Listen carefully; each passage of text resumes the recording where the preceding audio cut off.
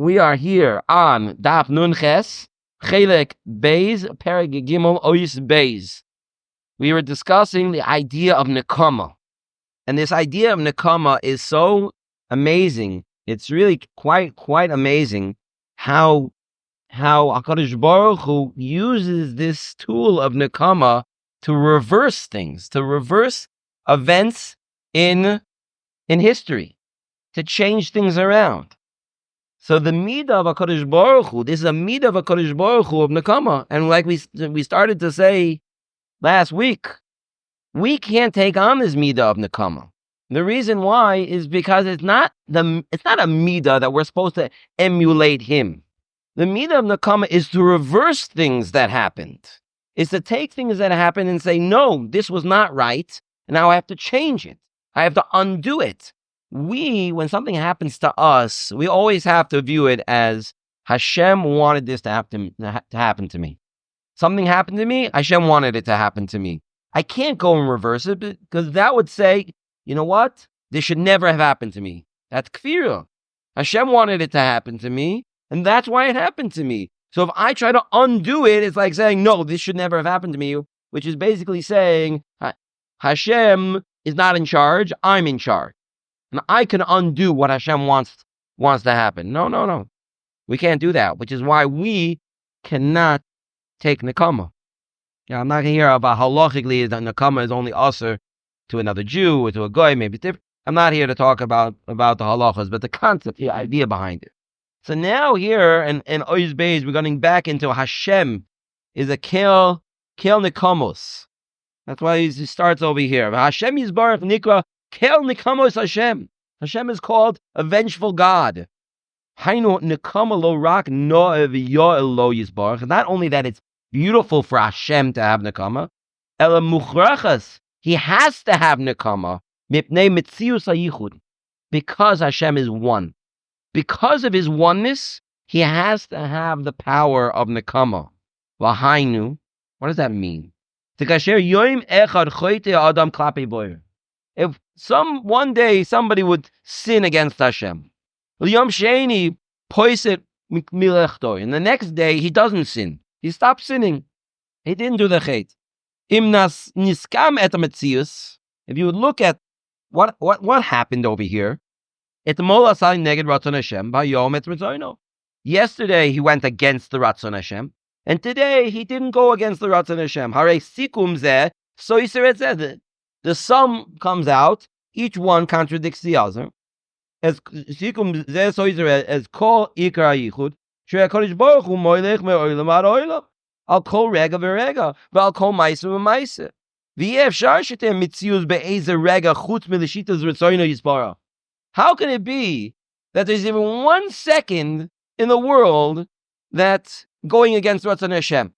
So one day person did Ratzon Hashem, the other one day he didn't do Ratzon Hashem? No, it can't be. It's not possible that there could be anything against Ratzon Hashem. Again, when we said that Hashem is everything, Hashem is the Yichud, Hashem is the creator of everything, and he is the only thing, so then it's impossible to go against his Ratzon. Impossible. But yet a person does a sin and he's going against his Ratzon. How could that be? How could that be? Ba'al Kain.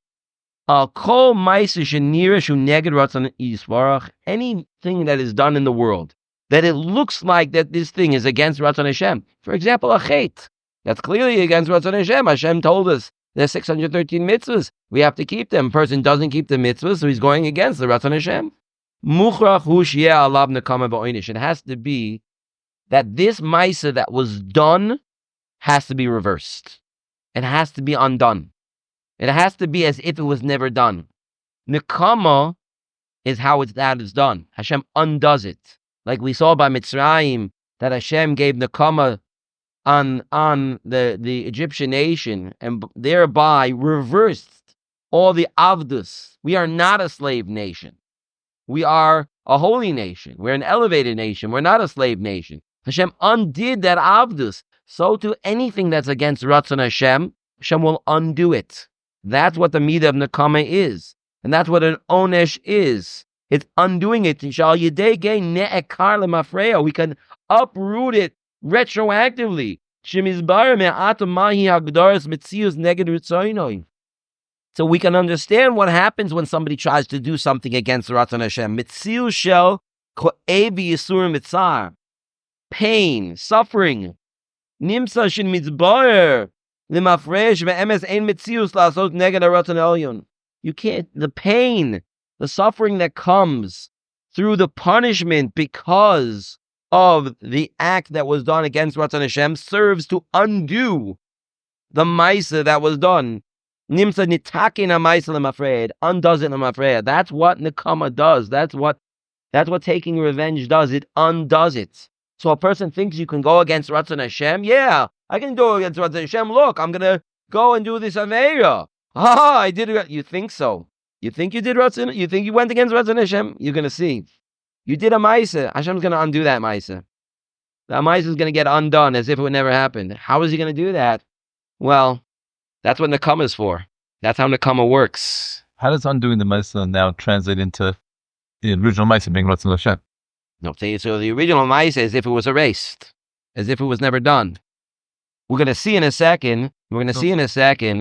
That there's another way of undoing it, and that's through tshuva.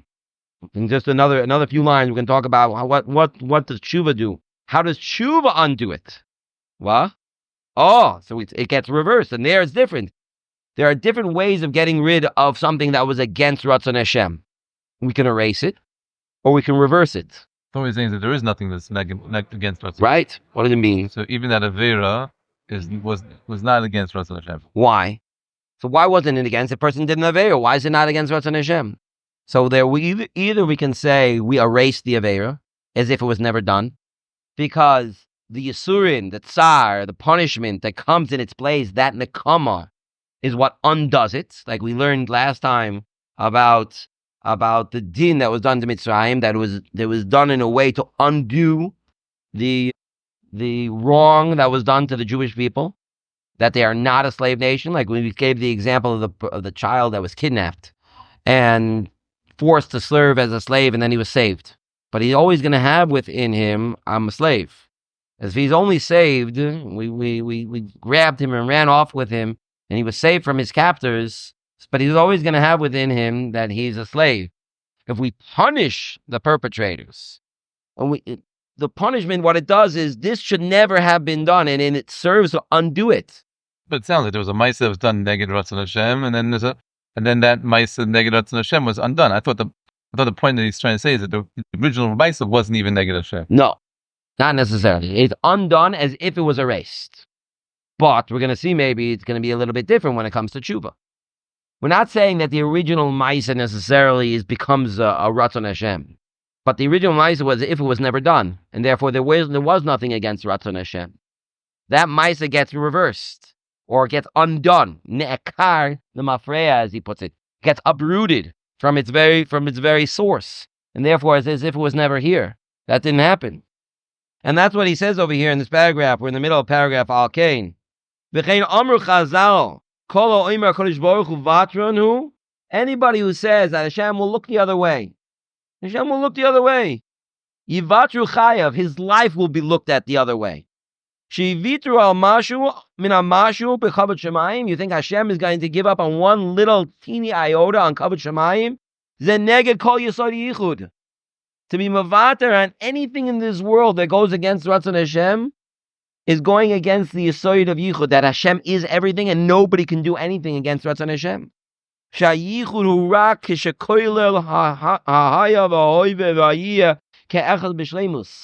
The past, present, and future is all one with regards to Hashem. Hashem is not limited and bound by anything, like we've discussed many times. So everything is Hashem's. Nothing can go against Ratzon Hashem. A person says, "Oh, Hashem will be mevater. Hashem will let it go. He'll let it pass. He'll let it slide." That would mean that there was something that happened in the world. Shalaf dafka. That's not so important. That thing doesn't have to be within the Ratzon Hashem. Not such a big deal. It can that little Aveira, it's not such a big. We can look the other way as if it didn't happen. Ela efshel levater alav lahashiroto chutz mimisgeret b'tzon yisbarach v'shlita. It can be left outside of the realm of the Ratzon of Hashem. That little thing, it's not a big deal. V'imkein botel kol metzias hayichud.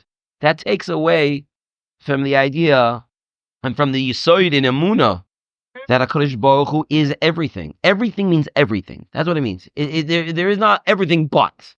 Like we said, if there's everything but, it means there's something else out there. And if there's something else out there, well, then we're oiker the entire Emunah that we're supposed to be understanding that HaKadosh Baruch Hu created everything. There was nothing. There was no existence. There is no existence outside of Hashem. V'zeu inyan shechazal maskirin tami that oimek hadin. This is the depth of din, the oimek. What does it mean, the depth of din? The kevan shehadin ma'amid et hayichud.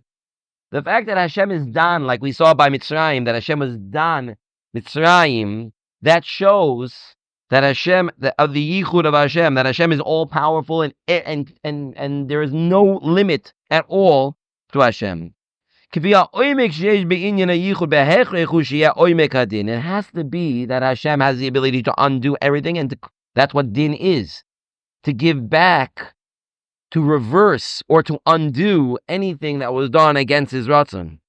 And that's why, people get upset about the injustice, We try to free the hostages. There are 100 plus hostages, so we're going to send out 5,000 terrorists. Something crazy. For one hostage, they let out more than 1,000 terrorists. Where's the justice? Don't worry. HaKadosh Baruch Hu's in control. There's somebody who's above who has control over everything, and nobody gets away for free. Nothing happens. There'll be justice. Don't worry about it. The one who has the control over the justice can do anything. So don't worry about it. And Hashem's not going to be mavater on anything. If somebody deserves something, they're going to get it. And hopefully, for their sake, they'll get it in this world.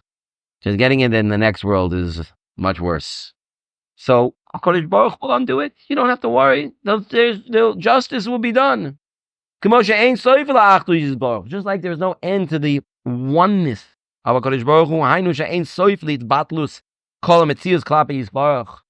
There is no end to HaKadosh Baruch Hu, and therefore he's not limited to anything. Everything that exists, even that person who did the Aveira, he only exists, he only had the ability to do the Aveira because Hashem gave him that koyach. Now, it's still against Ratzon Hashem, so Hashem's still going to reverse it, but all of that is still under Hashem's Shlita. Hashem is in control of everything. Memeiluhu, shekamokein ein soif la'ad lehecha nitztarech lahamid kol ma'aseh shahaya. Pam neged haratzon ha'elyon lahachziro lamito mitzius lemafreya al yedei yisurim ba'onshim. So too, HaKadosh Baruch Hu has the ability to undo anything. Undo. What do you mean? It happened already. Hashem can undo it. What do you mean he can undo it? How? It happened. Hashem, we're not worried. Hashem can undo anything because he's not limited by anything. And through punishments, Hashem, HaKadosh Baruch Hu can undo it, can uproot it. And here lies a big yisoid of tshuva.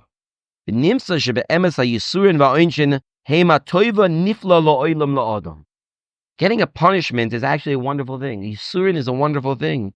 Because that's what brings out the idea of the oneness of Hashem, that you can't do anything against Ratzon Hashem. That's the whole purpose of all good that Hashem created in the world, was to recognize Hashem. So that we can see Hashem, so the whole world can recognize Hashem. There is another derech to uproot the bad ma'isa. Al yedei tshuva. Sha'al yedei hacharota al mafreya, through charata, through a person regretting what was done, really regretting. Yuchal ha'adam lenatek et ha'ma'isa me'atzmo. It's an incredible thing. That's an incredible chesed that HaKadosh Baruch Hu gave Klal Yisrael, to do tshuva, that we can undo something that was done in the past. It's an amazing thing. That just like an oynish has the ability to undo it, that's what a kapara is. A kapara is that it was erased. It wasn't done. The aveira wasn't done. If the aveira wasn't done, that means that there was nothing done against Ratzon Hashem. And tshuva has that ability too, to undo it. Tshuva gamkein po'elet hi lemafreya, memele she'ein tzorich ba'onshim.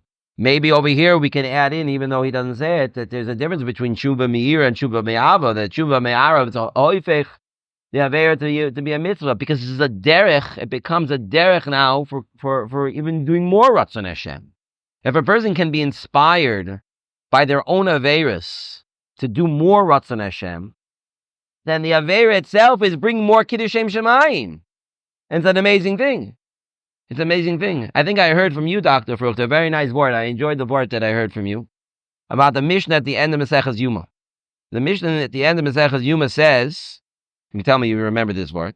The Mishnah at the end of Maseches Yuma says that Yom Kippur is mechaper, except is not mechaper for a person who does an aveira and says, oh, Yom Kippur will be mechaper. So for that person, Yom Kippur is not mechaper. Why not? So the reason that Dr. Fruchter said is because the reason why you're doing the aveira is Yom Kippur itself. Yom Kippur is the reason why you're doing the aveira. So you're doing the exact opposite. You're using the Ratzon Hashem to do anti-Ratzon Hashem. That doesn't work. That means the whole mitzvah part, the whole Ratzon Hashem part is just being used to do an aveira. And here we're talking about the opposite. We're using the aveira to actually bring out more Ratzon Hashem. Maybe this is the idea also, there's an idea of Aveira Lishma, which we're not going to get into, such a thing where Aveira Lishma applies and where it doesn't apply. Maybe it applies by Esther even. The whole sugya at the end of the 8th parak of Sanhedrin talks about Aveira Lishma by Yael and Sisra. But the idea is we're looking to do Ratzon Hashem. And if a person does tshuva, so the tshuva itself can turn the Aveira and turn it around and it brings more Kabbat Shemayim. So that is exactly what Hashem wants. If it's exactly what Hashem wants, it could be that it's not just erased, but it actually becomes a positive. So here at the end of the parak, he gives a little sikum. We're going to do the first paragraph outside. The sikum is, how does Shabbos lead to Yira? How does Shabbos lead to Yira? So there are steps over here. Shabbos gives us the Yisoid HaChidush. Shabbos tells us the world was created, and therefore the creation had to come to an end. That's what Shabbos tells us. The end of creation is megala to us on the beginning of creation. And if there was a creation, it means that there was nothing here before the creation, only the Creator, and therefore there is only one, and that is Hashem. And if there's only one, and that's Hashem, that you can't do anything against Hashem. His Ratzon is everything. Our existence is only here, that we're only here based on His Ratzon.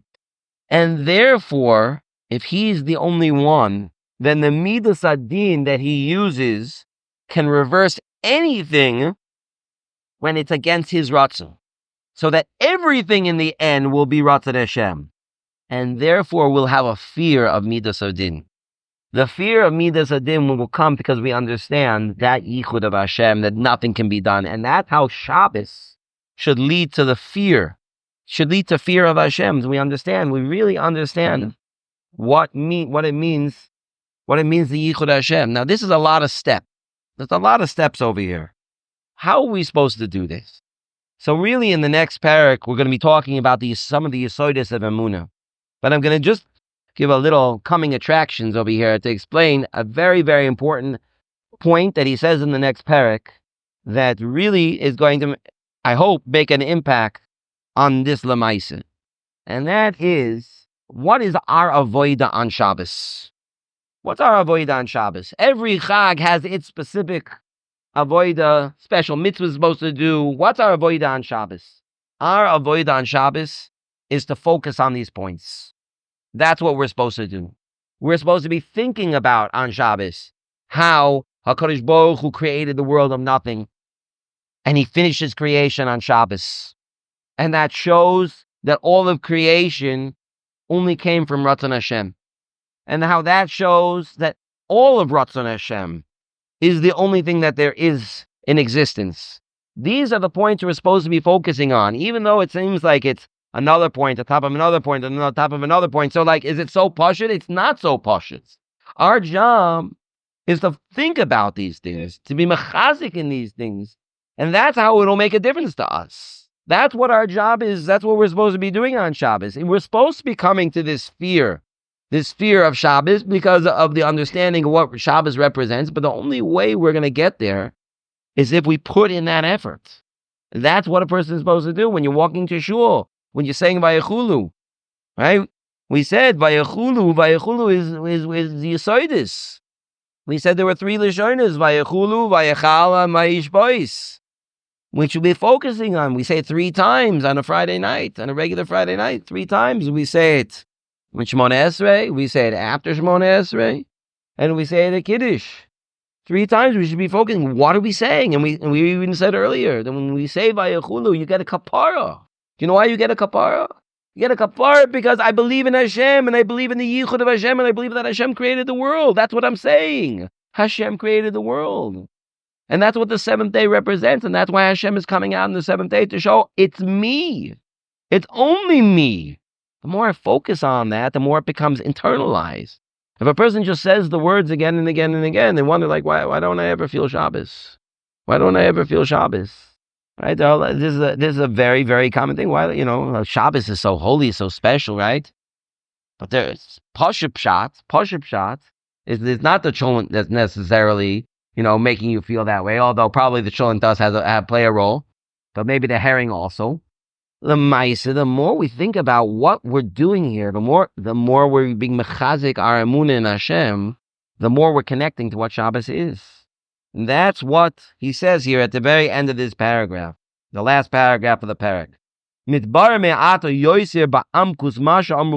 Now we can understand what the Gemara in Shabbos says. Kol mitpalel be'erev Shabbos va'omer vayechulu shnei malachi asharis hamalavin lo la'adam manichin yedeim al roisho va'omrim lo. The Gemara says that when a person says Vayechulu, the 2 malachim that escort a person home, they put their hands on his head and they say, you should get a kapara. Just like tshuva reverses the chait and it saves the person from oynish. You don't need oynish if you have tshuva, because the whole point of the oynish is just to undo it. It's just to reverse it. I did that already. I did tshuva. I don't need the oynish. It uproots the past. The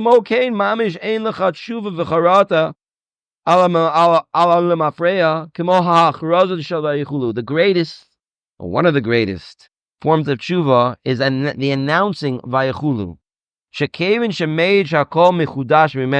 When a person says Vayechulu, what's he saying? Hashem created the world.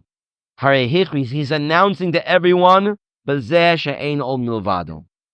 saying the words Vayechulu, you have to think about it. What am I saying? I'm saying Ein Ol Milvado. I'm saying Hashem is everything. Hashem created everything. It was His ratzon to create everything. That's what it means Vayechulu. There is nothing that can go against Ratzon Hashem. Everything in this universe is only Ratzon Hashem. The person says, I did this chait. How could I do anything against Ratzon Hashem? Everything is Ratzon Hashem. I'm going to be mechazik that. I'm being mechazik that everything is Ratzon Hashem. So how could I have done something against Ratzon Hashem? That charata, the gilui das, and you're admitting what I did was my maaseh against Ratzon Hashem. I wish I never would have done that. I wish we could be oiked alam afreya. I never want to do anything against Ratzon Hashem. Hashem gave us a tremendous toiva. Like it says in the Mesillah Yesharim, that's a chiddush. Tshuva is a big chiddush. How could you undo something that was done? How could you undo it? All the sins that a person did the whole week, shehem neged mitzias, that goes against existence. How could I do something against Ratzon Hashem? Betelim, muvutolim, lo shririm, lo kayamim. All those things, it should be nothing. I wish they never would have happened. The kevin shehichri is al kavod shemayim. When he's announcing, saying Kiddush, and he's saying, and everybody who's listening to Kiddush, kamuvan, it's the same thing. You're listening to Kiddush, focus on the words. Listen to what was being saying. You're being yoytze other people. Other people should be also. Shemei koine. They're also being yoytze with the Vayechulu. And for them, it actually might be a daraisa, because we said it already in Shmoneh Esrei. That could be our keem of the daraisa of the Vayechulu. But by Kiddush, everybody there who didn't, The women and children who weren't there listening, focus on it. Who can uproot it miyad zoiche beracham of shamayim the kapara al kol vonos. So that's how a person can undo those averas, and he gets a kapara. Everything, all the averas get erased, or maybe they even get reversed into be sluyas. Why? Because now I understand, I realize, and I'm internalizing that everything is Ratzon Hashem. I'd just like to end with a very nice story that I heard. I believe I heard it from my Rebbe, Rabbi Finkelman, a number of times. This idea of how tshuva, a person's tshuva can undo anything. Anything. So there was a certain man, many hundreds of years ago, back in the feudal times, there was a Jewish man who went off the derech. He was a very talented person, handsome. He went off the derech, and he ended up marrying a baroness. They lived in a castle. They had land, and he had 2 children with this woman, a Goya, a non-Jewish woman. He had to hear a tshuva. He had to hear a tshuva, and he ran away. And I don't remember which Rav he ran to. He ran to a certain Rav, and he was hiding, because you can't just do something like that. You can't just run away. That's not okay. There are going to be people chasing after you, looking for you. You can't just run away from the baroness. He went to a certain Rav and asked him. He told him who he was, and he said, I made a mistake, and I want to do tshuva. What can I do? What can I do to do tshuva? So he told him, you have to go into Golus. You can't be staying in one place. Anyway, it's not safe to be staying in one place. You constantly have to be moving around, living like a pauper, just whatever people give you, and be oisik in tshuva this whole time. Be oisik in tshuva. It's obviously very dangerous. You have to be careful, but that's be oisik in tshuva the whole time. Learn Torah, daven, become a frum Jew again. So this man asks, Rebbe, I'll do whatever you tell me to do, but I have one question. How do I know that Hashem's going to accept my tshuva? Maybe I was so bad. It was so bad that Hashem's not going to accept my tshuva. How do I know? So he said, Hashem will send you a sign. Hashem will send you a sign that he accepted your tshuva. Okay?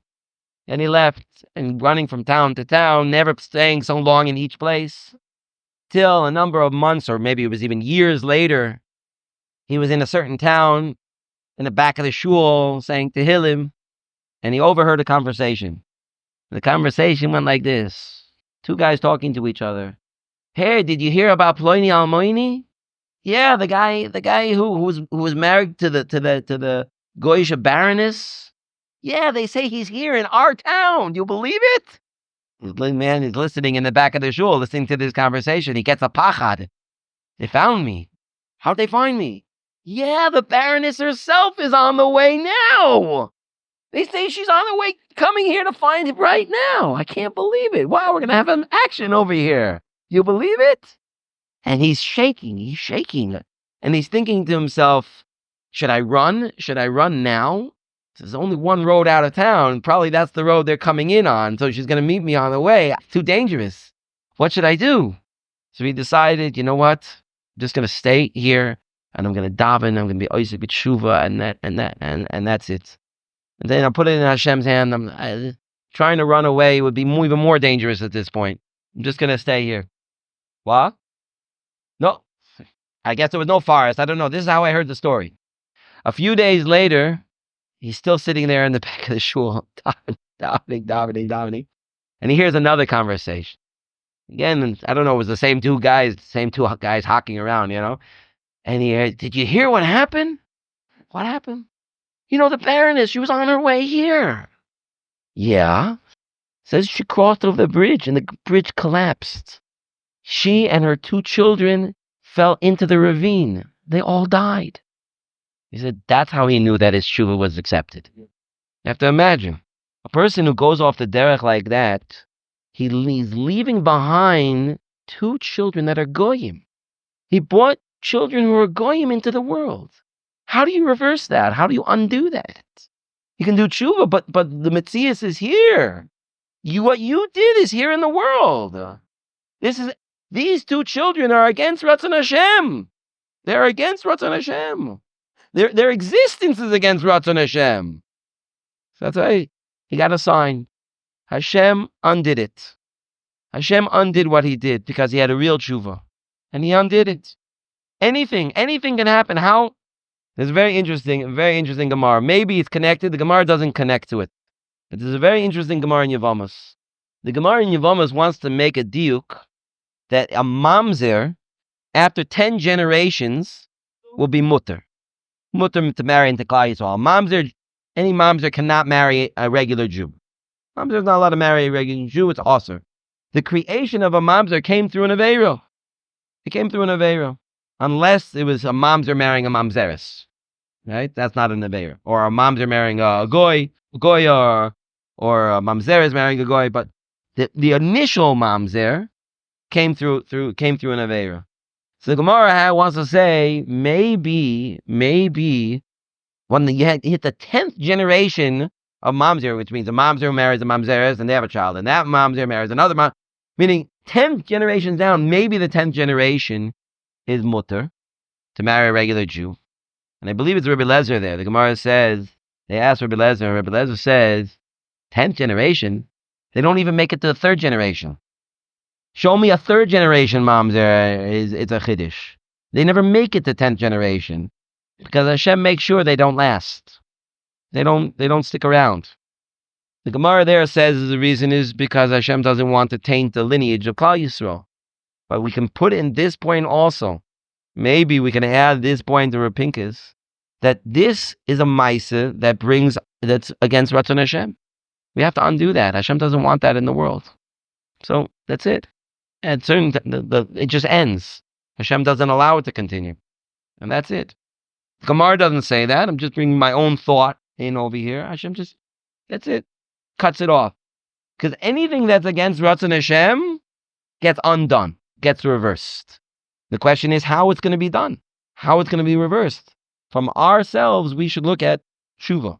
So anything that's happening in the world, anything, it looks like how much Chilul Hashem is there in the world.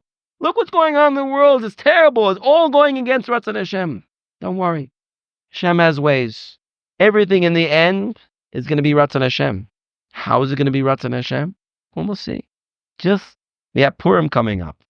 And you look at the beginning of the story of Purim, and Klal Yisrael is in a terrible matziv. Klal Yisrael is falling by the wayside. You see that by Ezra and Nehemiah, there were so many people who intermarried with Goyim. They were means they became part of the Persian society. They were leaving Hashem. So Hashem says, no, that's not okay. And in the end, when we see in the end, what happens? We have a kimu v'kiblu. We have a new Kabbalah Satira, a new Ischatzu. So what looks like is not Ratzon Hashem in the beginning, the whole thing has an ahapochu. The whole thing has a complete reversal. We have the Kabbalah Satira me'ava. What's something that started out that looked like it wasn't Ratzon Hashem, and besוף it's Ratzon Hashem. So we see in the world, look how much Chilul Hashem there is in the world. What's going to happen with all this? Hashem is going to take care of it. We know Hashem has them all kinds of different ways. In the end, we're going to see it's all going to be Ratzon Hashem. So we just have to do our part to do Ratzon Hashem. And then Hashem will take care of the rest. Okay, shkoyach.